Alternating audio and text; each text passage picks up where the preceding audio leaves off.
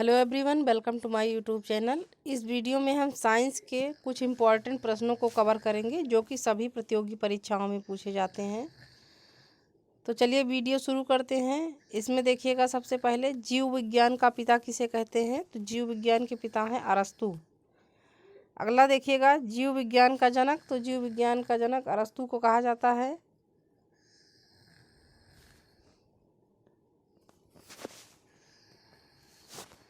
अब नेक्स्ट देखिए, जैव विकास को सर्वप्रथम समझाया। तो जैव विकास को सर्वप्रथम समझाया है लैमार्क ने। अगला है आधुनिक रसायन विज्ञान का जनक। तो आधुनिक रसायन विज्ञान के जनक लेवोजियर को माना जाता है। अब नेक्स्ट देखिए, मानव खोपड़ी में हड्डियों की संख्या। तो मानव खोपड़ी में हड्डियों की संख्या है 8। अगला देखिएगा, मनुष्य का हृदय धड़कता है। तो मनुष्य का हृदय 1 मिनट में 72 बार धड़कता है। अब नेक्स्ट है स्वस्थ मनुष्य की श्वसन दर। तो स्वस्थ मनुष्य की श्वसन दर होती है 16 से 18 बार प्रति मिनट।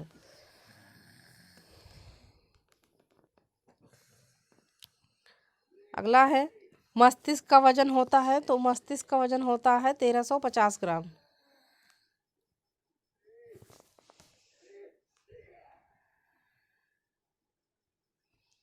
नेक्स्ट देखिएगा, शरीर की सबसे बड़ी हड्डी। तो शरीर की सबसे बड़ी हड्डी है फीमर, जो कि जांघ में पाई जाती है। अगला देखिए, शरीर की सबसे छोटी हड्डी। तो शरीर की सबसे छोटी हड्डी है स्टेपीज, जो कि मध्य कान में पाई जाती है।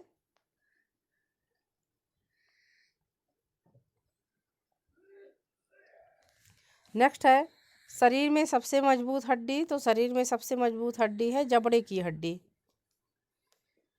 नेक्स्ट देखिएगा, शरीर का सबसे कठोर तत्व। तो शरीर का सबसे कठोर तत्व होता है एनामील।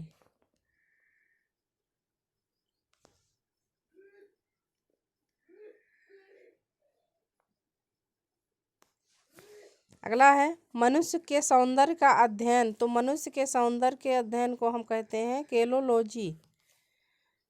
नेक्स्ट देखिएगा, शरीर का ताप नियंत्रक। तो शरीर का ताप नियंत्रक होता है हाइपोथाइलेमस ग्रंथियां।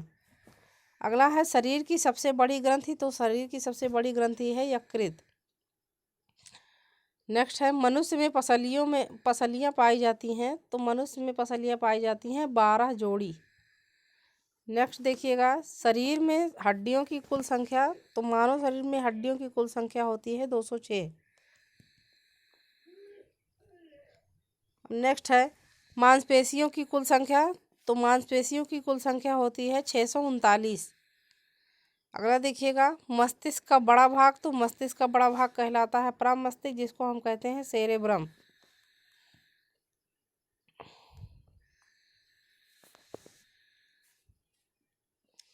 अगला है शरीर में प्रचुर मात्रा में पाया जाने वाला तत्व।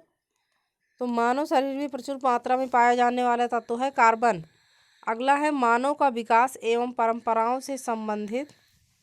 तो इसे हम कहते हैं एंथ्रोपोलॉजी। नेक्स्ट देखिएगा, रसायन विज्ञान का जनक। तो रसायन विज्ञान के जनक लेवोजियर को कहा जाता है।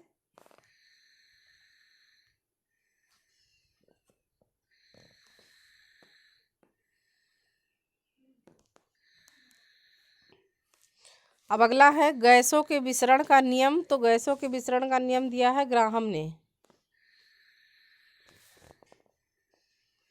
नेक्स्ट देखिए, ग्रहों के गति का नियम। तो ग्रहों के गति का नियम का पता लगाया है जोन्स केपलर ने। अब नेक्स्ट देखिएगा, E बराबर mc² का समीकरण दिया है। तो इसे दिया है आइंस्टीन ने। अगला है जड़त्व के नियम की खोज की है। तो इसे किया है गैलीलियो ने। नेक्स्ट है गुरुत्वाकर्षण के नियमों का प्रतिपादक। तो गुरुत्वाकर्षण के नियमों का प्रतिपादक किया है न्यूटन ने। नेक्स्ट देखिएगा, प्राकृतिक चयन सिद्धांत के प्रतिपादक। तो ये हैं डार्विन। प्राकृतिक चयन सिद्धांत के प्रतिपादक हैं डार्विन। नेक्स्ट देखिएगा, उत्परिवर्तन का सिद्धांत दिया है। तो इसे दिया है ह्यूगो डी ब्रीज ने।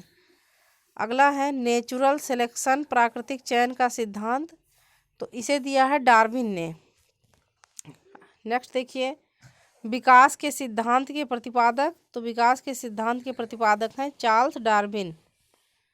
अगला है आनुवांशिकता के जन्मदाता।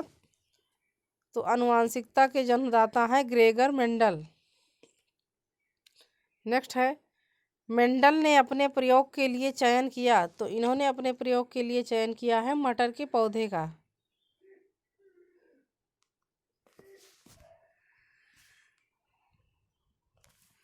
अब नेक्स्ट देखिएगा, आनुवांशिकता के विज्ञान को आनुवांशिकी कहा, तो इसे कहा है जेबी वाटसन ने। नेक्स्ट है, आनुवांशिकी उत्परिवर्तन होता है, तो ये होता है क्रोमोसोम में। अब देखिए अगला, सर्वप्रथम जीन शब्द का प्रयोग, तो सर्वप्रथम जीन शब्द का प्रयोग किया है जोहानसन ने।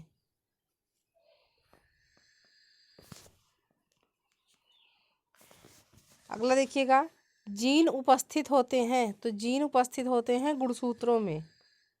अब नेक्स्ट है, एक जीन एक एंजाइम सिद्धांत, तो इसे दिया है वीडल एवं टैटम ने। अगला है, हीमोग्लोबिन में पाया जाने वाला तत्व है, तो हीमोग्लोबिन में पाया जाने वाला तत्व है लोहा।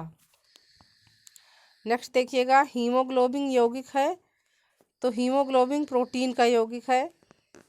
अगला है, रक्त का थक्का नहीं जमता, तो रक्त का थक्का हीमोफीलिया रोग में रक्त का थक्का नहीं जमता है।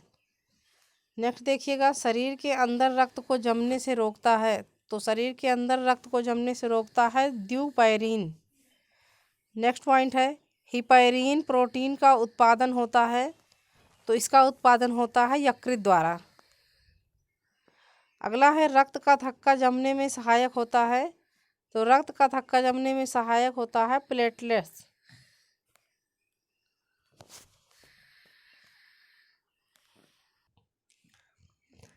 अब नेक्स्ट देखिएगा, प्लेटलेट्स की मृत्यु होती है, तो इसकी मृत्यु होती है प्लीहा में। अगला है, रक्त का थक्का जमने में सहायक विटामिन है, तो रक्त का थक्का जमने में सहायक विटामिन का नाम है विटामिन के। नेक्स्ट देखिएगा, रुधिर का तरल भाग होता है, तो रुधिर का तरल भाग होता है प्लाज्मा। अगला है, रक्त में पाई जाने वाली धातु है, तो रक्त में पाई जाने वाली धातु है लोहा। नेक्स्ट देखिएगा, रक्त का कितना प्रतिशत भाग प्लाज्मा होता है, तो रक्त का 55% भाग प्लाज्मा होता है।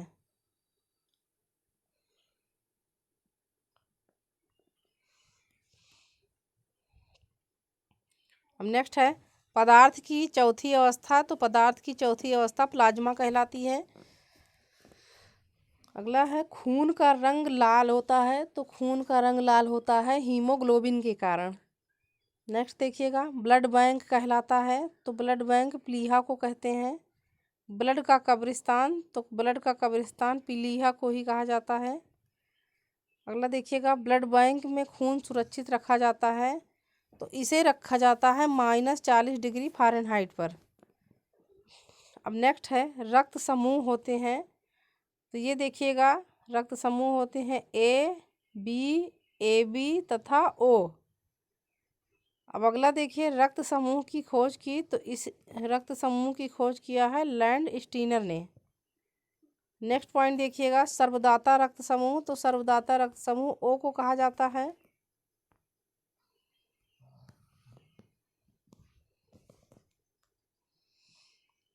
सर्वग्राही रक्त समूह, तो सर्वग्राही रक्त समूह ए बी ग्रुप को कहा जाता है। रक्त की मात्रा शरीर के भार का होता है, तो रक्त की मात्रा शरीर के भार का 7% होता है। अगला देखिएगा, मनुष्य में रक्त की मात्रा होती है, तो एक स्वस्थ मनुष्य में रक्त की मात्रा होती है 5 से 6 लीटर। नेक्स्ट देखिए, आरबीसी का निर्माण होता है, तो इसका निर्माण होता है अस्थिमज्जा में। आरबीसी का जीवन काल, तो इसका जीवन काल होता है 120 दिन। अब देखिएगा, डब्ल्यूबीसी का जीवन काल, तो इसका जीवन काल होता है 1 से 4 दिन। अब डब्ल्यूबीसी को कहा जाता है, तो इसे कहा जाता है ल्यूकोसाइट। नेक्स्ट देखिएगा, आरबीसी को कहा जाता है, तो आरबीसी को कहा जाता है एरिथ्रोसाइट। अगला देखिए, आरएच फैक्टर का संबंध है, तो आरएच फैक्टर का संबंध है रक्त से। अब नेक्स्ट पॉइंट देखिएगा, आरएच फैक्टर के खोजकर्ता, तो आरएच फैक्टर के खोजकर्ता हैं लैंड स्टीनर एवं बीनर। नेक्स्ट देखिएगा, रक्तचाप नियंत्रित होता है, तो ये नियंत्रित होता है एड्रिनल ग्रंथियों में। अगला देखिए, रक्त को शुद्ध करता है, तो रक्त को शुद्ध करने का काम करता है वृक्क किडनी। नेक्स्ट देखिएगा रक्त शुद्धिकरण की प्रक्रिया। तो रक्त शुद्धिकरण की प्रक्रिया को हम डायलिसिस कहते हैं। अगला है रक्तदाब मापने का यंत्र। तो रक्तदाब मापने का यंत्र है स्फिग्मोमैनोमीटर। नेक्स्ट देखिएगा सर्वप्रथम रक्त परिसंचरण तंत्र का अध्ययन, तो इसे किया है विलियम हार्वे ने। अगला पॉइंट है शरीर से हृदय की ओर जाने वाली रक्त वाहिनी। तो शरीर से हृदय की ओर जाने वाली रक्त वाहिनियों को हम सिरा कहते हैं। नेक्स्ट देखिएगा अशुद्ध रक्त वाली वाहिनी। तो अशुद्ध रक्त वाली वाहिनी सिरा कहलाती है। नेक्स्ट है हृदय से शरीर की ओर जाने वाली रक्त वाहिनी। तो हृदय से शरीर की ओर जाने वाली रक्त वाहिनियों को हम धमनी कहते हैं। अब नेक्स्ट देखिएगा शुद्ध रक्त वाली रक्त वाहिनी। तो शुद्ध रक्त वाली रक्त वाहिनी धमनी को ही कहा जाता है। अब मूत्र का निर्माण होता है। तो मूत्र का निर्माण जो है वृक्क में होता है। अगला है वृक्क में बनने वाली पथरी। तो वृक्क में बनने वाली पथरी जो है कैल्शियम ऑक्जेलेट के कारण होती है। अब नेक्स्ट देखिएगा रक्त का विलयन। तो रक्त का विलयन होता है क्षारीय, क्योंकि इसका पीएच मान 7 से ऊपर होता है। अब रक्त का पीएच मान देखिएगा तो इसका पीएच मान होता है 7.4। नेक्स्ट पॉइंट देखिएगा सामान्य मनुष्य का रक्तचाप। तो सामान्य मनुष्य का रक्तचाप होता है 120 से 80 Hg। नेक्स्ट देखिएगा शरीर में रक्त परिवहन में लगा समय। तो शरीर में रक्त परिवहन में लगा समय होता है 23 सेकेंड। नेक्स्ट देखिएगा हृदय की धड़कन का नियंत्रक। तो हृदय की धड़कन का नियंत्रण पेस मेकर यंत्र द्वारा किया जाता है। अगला है जराविक्स सेवन। तो ये क्या है, कृत्रिम हृदय है। नेक्स्ट देखिएगा शरीर में ऑक्सीजन का परिवहन। तो मानव शरीर में ऑक्सीजन का परिवहन होता है रक्त द्वारा। अगला है पित्त होता है। तो ये होता है पीले रंग का क्षारीय द्रव। अब पित्त का पीएच मान देखिए तो इसका पीएच मान होता है 7.7। नेक्स्ट देखिएगा पित्त स्नावित होता है। तो ये स्नावित होता है यकृत द्वारा।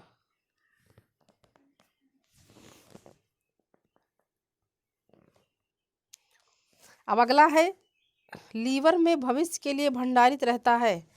तो इसमें भविष्य के लिए भंडारित रहता है विटामिन ए। नेक्स्ट देखिएगा पित्त जमा होता है। तो पित्त जमा होता है पित्ताशय में। हाइड्रोफोबिया रोग होता है। तो ये रोग होता है विषाणुओं से।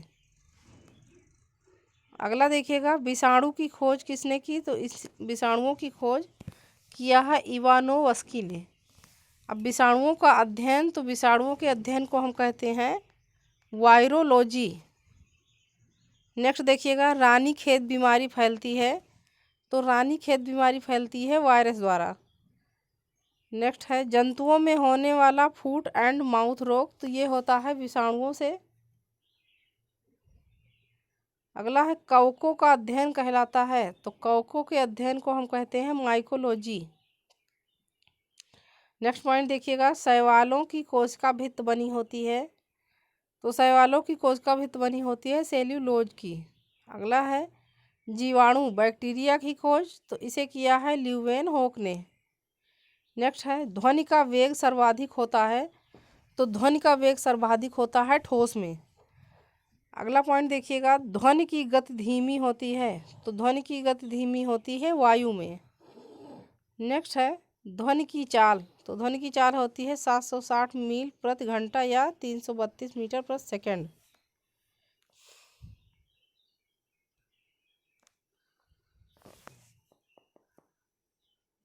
अगला देखिएगा वायु है। तो वायु गैसों का मिश्रण है।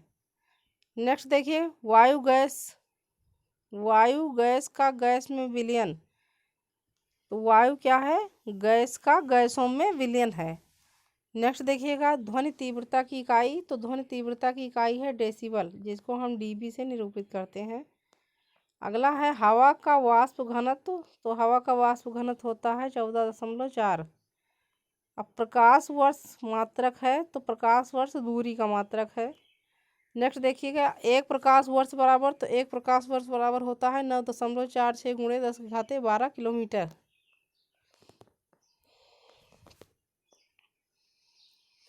अगला पॉइंट देखिएगा, दूरी का सबसे बड़ा मात्रक। तो दूरी का सबसे बड़ा मात्रक कहलाता है पारसेक। नेक्स्ट देखिए, जड़ों के रूपांतरण। तो जड़ों के रूपांतरण जो है मूली एवं गाजर होते हैं।